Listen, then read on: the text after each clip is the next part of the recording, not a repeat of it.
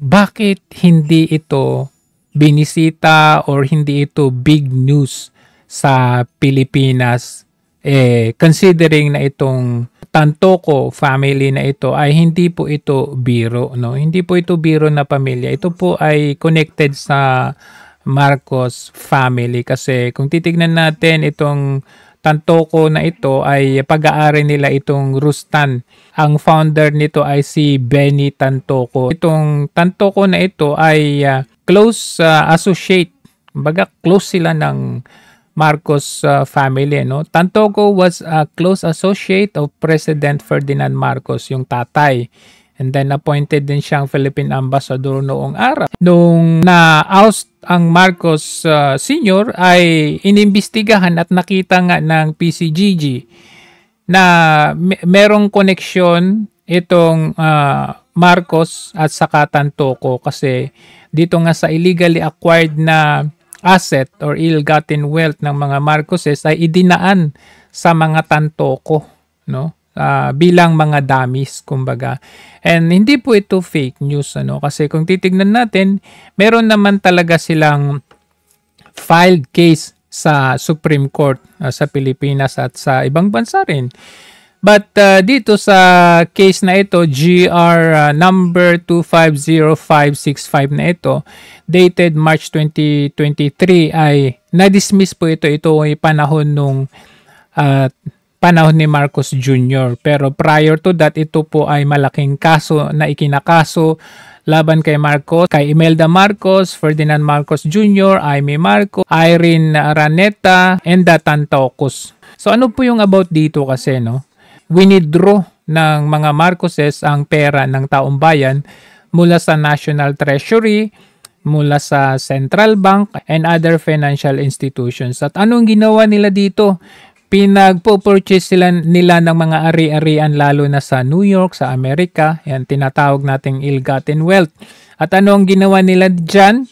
Ay idinaan nila sa mga iba't ibang pangalan. At isa nga dito sa mga iba't ibang pangalan, tinatawag nating mga cronies, ay isa nga dito ay yung mga Tantocos and then Santiago. Pero pagdating po nung 2023, yan, ay dinismiss ng Supreme Court. Alam naman natin, syempre Marcos na ang nasa posisyon kaya hindi malayo mangyari kasi of course unang tinanggal dyan yung PCGG, tinanggal din yung PACC. So anong ma-expect natin, 'di ba? Hindi po ito fake news kasi kahit naman sa Washington Post noong 1986 ay nabalita din naman po ito na pati CIA ay minomonitor ang ginagawa ng mga Marcos na ito when it comes to their property deals, ano? At sabi nga dito, one Hawaiian state purchased in 1977 was valued at $717,000 US dollars. Malaki ang US dollars during that time. It was bought by Glaceria Tantoco, a close friend of Imelda Marcos. So itong si Glaceria na ito po yung asawa ni Benny Tantoco or Bienvenido Tantoco Sr. Kung titignan natin yung case nitong si Paulo Tantoco, no, ito po ang kanyang record sa County of Los Angeles, no? At makikita natin may case number din dito. Actually, pwede nating ma-purchase ang mga documents na ito pero wag na nating i-purchase kasi for the respect naman, ano. As we can see, ang case status nito is open and ang status ng body is released. So kung released, nasa Pilipinas na. Kasi release na di ba? Kung release na, alangan naman nasa Amerika pa up to this point in time, 3 weeks na ang nakararaan. March 8 yung declared na death niya. Kanyang investigator, ayan, at medical examiner, ayan. So, those are the basic details at ang place of death niya is hotel. Confirming doon sa mga kumakalat na impormasyon na sa hotel sa Beverly, namatay itong si Kung titignan natin nga, dito sa video ni Kuya Gado USA, ito, ang date po nito is March 8, 7 p.m. Confirming itong case na ito, March 8. So kung titignan natin, kasama ni Lisa. Ayan po siya, Ito. Si Paulo Tantoco. So, the mere fact na magkasama, so kumpirmado na magkasama sila.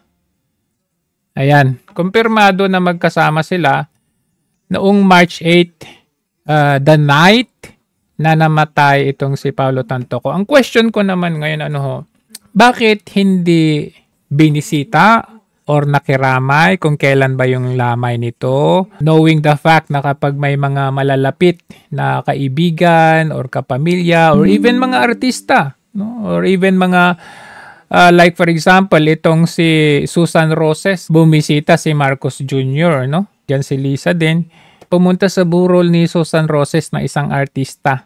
Nakiramay din sila sa ayan si Marcos, nakiramay dun sa pagkamatay ng isang gobernador sa Negros Oriental. So, big news, kumbaga, may mga ganito, malaking balita at malamang sa malamang ay binibisita, pinupuntahan at nakikilamay. Just like ito, yung kay FVR, nung namatay si former President Ramos, ay nakilamay. Nakilamay si andito pa nga si Attorney Vic eh. Ayan, si Attorney Vic, magkatabi sila ni Romualdez, di ba? So, ang nakapagtataka, kaya ko namang tinakal yung kay Tantoco kasi nakapagtataka 3 weeks na ang nakararaan, wala man lang tayong balita na nakilamay. Makita natin na andun si Lisa Marcos, na mag-asawa sila yung mag-asawa na andun sa lamay, kumbaga. Para makita natin kung saan nga ba talaga si Lisa Marcos. By the way, tagal na nilang hindi magkasama itong mag-asawa na to. But anyway, doon tayo sa topic, kasi kung dito nga kay Toots, yung former DMW secretary ni Marcos Jr. ay talagang iniyakan ni Marcos Jr. dito. Tingnan ninyo itong parte na ito. When you are an official, that you cannot show emotion. That you must be stoic. And you must keep yourself to yourself. Ngunit sana maunawaan ninyo. Kung tumulo ang luha ko, dahil napakalaking nawala sa atin. Napakaling nawala. Ang Tantoco ba, hindi ba? So very big question po as isang normal na taong kagaya ko, no? Napakawalaki. Na ito si Toots, parang gusto mong buhayin kahit namatay na, kinuha na ni Lord, gusto mong buhayin. Tapos itong anak ng isang Tantoco, parang walang nangyari, no? Wala sa akin, sa inyong lahat, sa bansang Pilipinas. And if I do shed a tear, it is because it is such a sad day. Sad day. To know. It is such a sad bit of knowledge. Diba? Alam nyo guys, ang pinagtataka ko lang dito, yung not even a word na nakikiramay itong si Marcos Jr. at si Lisa Marcos kay James Tantoco. Pero dito, iyak-iyakan pa niya. Kahit nga nung namatay si Enriquez, yung si Mike Enriquez ng GMA, nagbigay ng pakikiramay si Marcos Jr. Hindi man dumalo pero nagpahayag. Nakapagtataka na itong Toots na ito, halos iyakan niya, tapos yung Tantoco na family friend na one of the cronies ng mga Marcoses, not even a word. Kung magmimilagro, if anyone deserved the miracle, it was Toots. For all the good that she did. At kaya nung yung Tantoco kaya walang good na ginawa para sa pamilya Marcos? Tanong lang. Okay, so yun lang naman ang big question ko, kasi gaya ng sinabi ko, magkasama si Lisa Marcos at saka itong si Tantoco noong araw na namatay si James Paulo Tantoco, na kapamilya ng mga Marcoses, friend ng mga Marcoses. Hanggang ngayon, walang balita kung kailan ang burol, kung nasa Pilipinas na ba ang mga labi ni Tantoco, o nasa Amerika pa, kasama si Lisa Marcos. Hindi natin alam eh. One way to prove those things is makita natin ang mag-asawang Lisa Marcos at PBBM na nakiramay na nandun sa burol. Yun lang naman ang question. Kasi akala mo naman kung makaiyak sa isang toots, parang wala lang. Never existed itong si Tantoco